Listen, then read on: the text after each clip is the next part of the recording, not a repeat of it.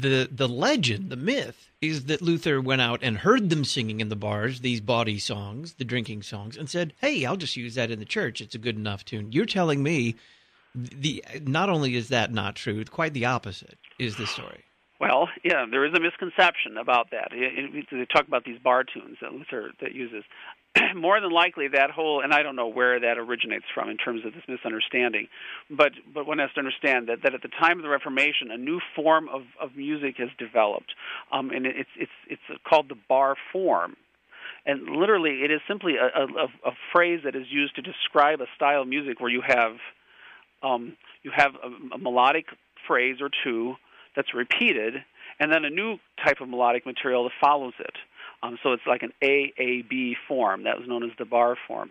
And if you look at some of Luther's hymns, Dear Christians, One and All Rejoice, for example, if you look at the melody, the first two phrases, da-dum-bum-bum-bum-bum-bum, da-dum-bum-bum-bum-bum-bum, is repeated, so that's A and A, and then the next part, da-dun-dun-dun-dun-dun-dun-dun, da-dun-dun-dun-dun-dun-dun, it changes, and it's a little different, and that would be the B form. That's in a bar form. That's all that is meant by that.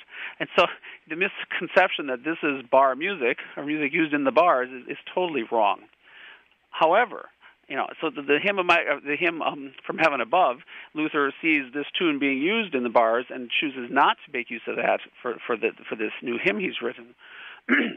It was precisely because of this current use of it in another location. You will find at other times and other places where composers would take music that had been originally of some secular origin, had somewhat lost its connections with that origin, and was just a tune that now didn't have any necessary connections to anything that was inappropriate for use in the church, and they would make use of those tunes in the church.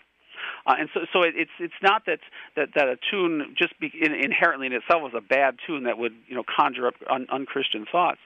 And in fact, in that period of time, 16th century, even the 17th, 18th centuries, much of the music that's written, whether for the church or for the court, for any secular occasions, was the same style, basically. There really was no difference between the styles in many ways.